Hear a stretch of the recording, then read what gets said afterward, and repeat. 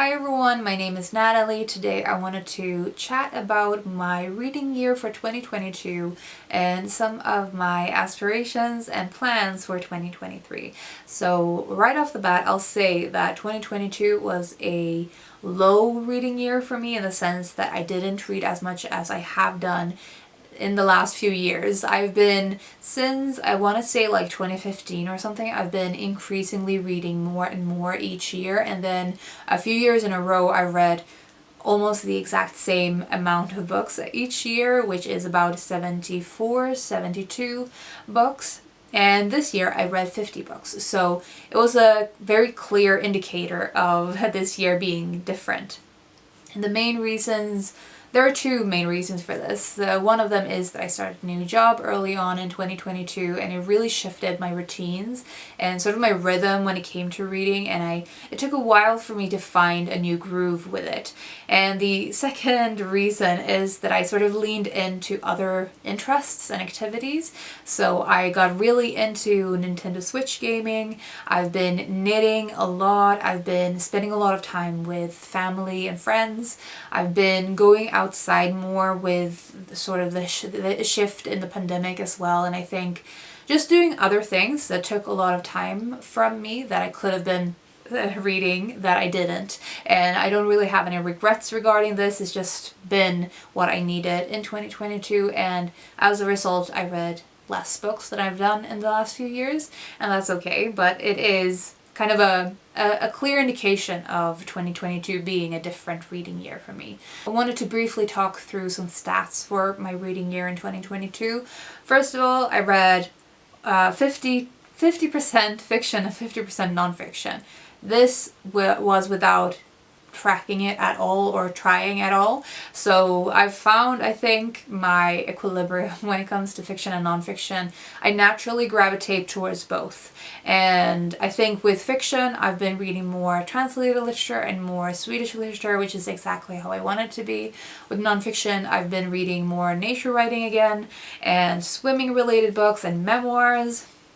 Again, exactly how I want it to be. So I think genre-wise, it's not something that I will be prioritizing as a goal anytime soon again, because I've already reached that balance that I have sought out. The most common genres according to Storygraph was contemporary and memoir, and again, I'm not surprised. I think most of the fiction I read have been contemporary releases and literary fiction set in modern times, and memoir is probably the most I read from nonfiction, so again, I'm not surprised.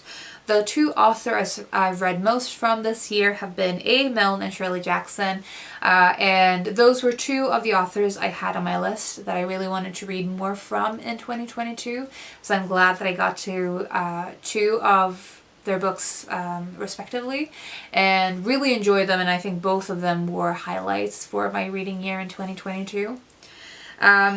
I set out quite a few reading goals for 2022, and as I said, I didn't read as much throughout the year, so many of the reading goals I kind of ignored for a large portion of the year, and so I'm not going to dwell too much about them because I feel like they did not really fit into my reading year because I wasn't reading much. I wasn't really going to prioritize all of these projects and ideas of things. I just wanted to read what I wanted to read. Whenever I was in the mood to read, I read exactly what I was in the mood for. So the goals I'd set out for 2022 initially were Invisible Cities related and reading one book at a time, and there was one other goal that I don't even remember right now.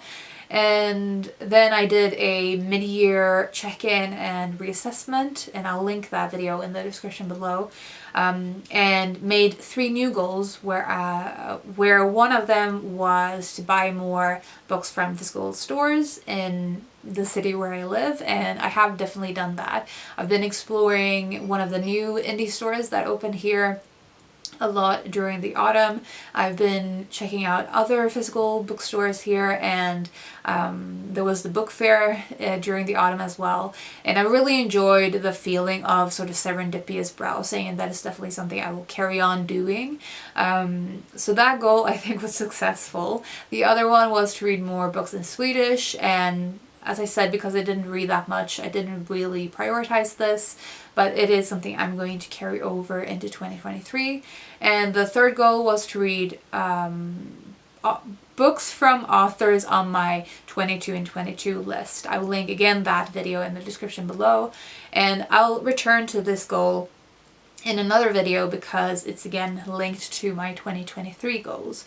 So I think I'll leave it at that for 2022. It was kind of a strange reading year for me, but it was a good year. It was just not the best for reading necessarily, but I have really enjoyed a lot of the books that I read, and I have already chatted about my favorite books of 2022. So now let's talk about the 2023 horizons. So the first goal I have is to read more books in Swedish. I read 20% books in Swedish in 2022, and I would like that to be more, first of all, but I would also, I think, in the long run, like to have more of an equal balance between reading in Swedish and reading in English. And I think it's kind of the ambition I had with fiction and nonfiction balancing, and that is what I want with reading language.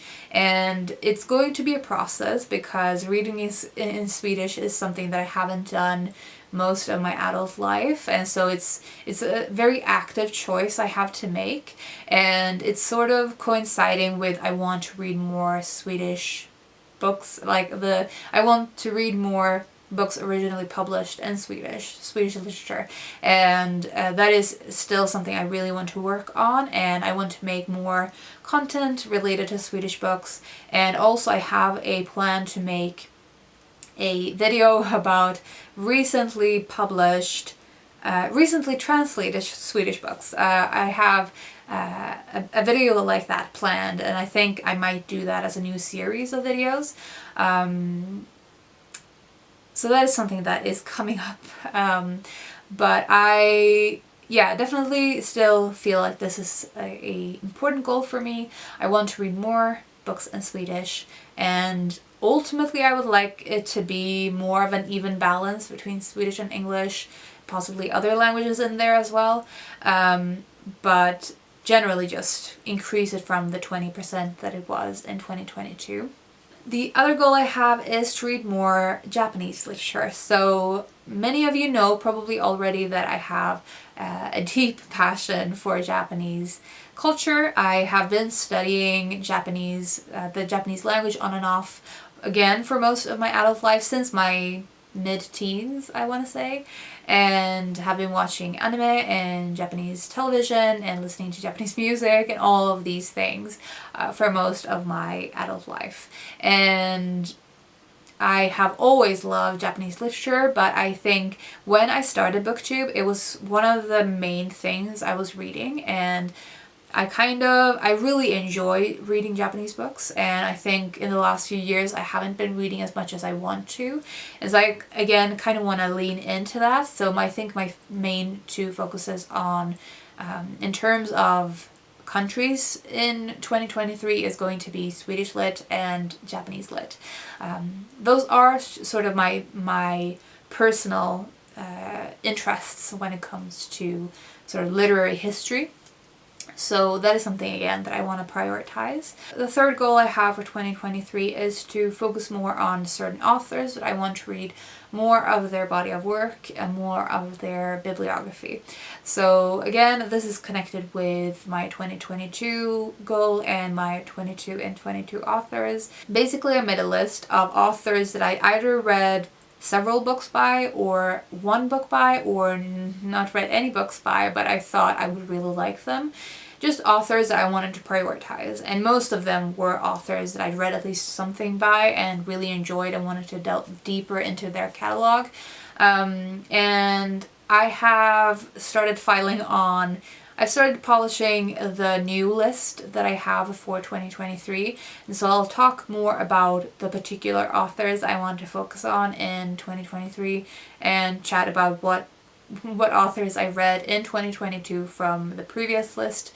So that is a video that is going to be separate because I think that will take long enough to go through them.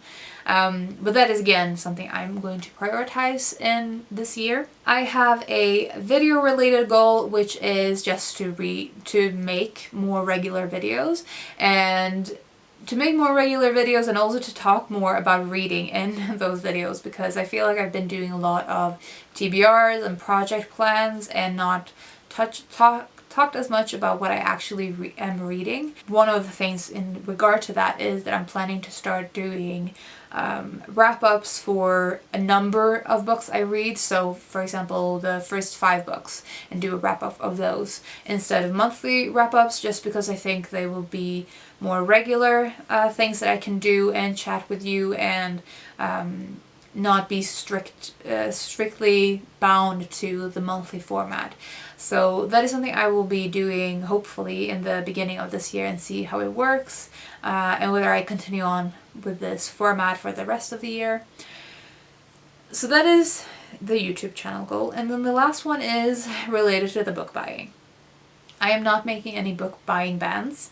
I could have done because I've been buying a lot of books in 2022, not enormous amounts, not the amounts that I had a few years ago, but more than the previous year, and I think more than I necessarily need to buy.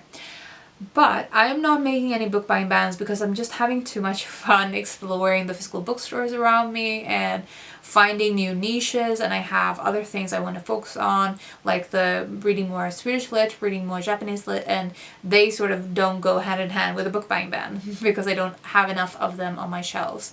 So I am not making a book buying ban. However, I have a book buying related goal, and that is, I guess it's kind of a resolution, not necessarily a goal. Like, this is kind of a promise to myself, and that is to read everything I buy within the year.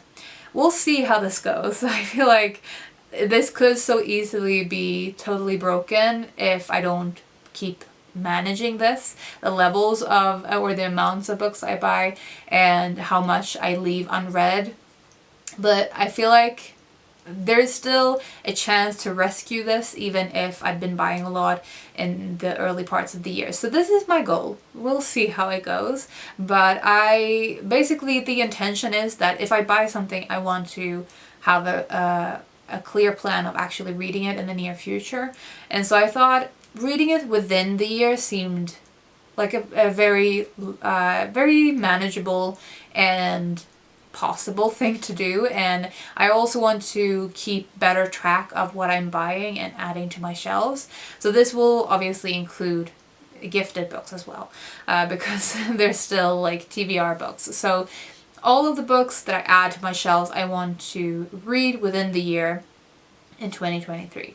So that is me looking back on 2022 and it being a strange year, but I did read some fantastic things, and if you're interested, I would suggest going to the favorite books of 2022 video, where you can hear me talk about some of the highlights of the year. And for my horizons for 2023, I am leaning into Swedish and Japanese lit, some specific authors I really enjoy, and trying to read all of the books that I buy. I hope your 2023 has kicked off to a fantastic start.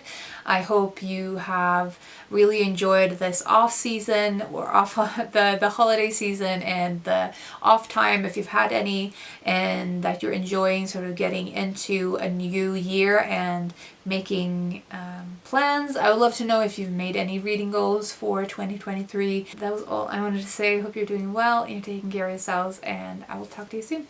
Bye.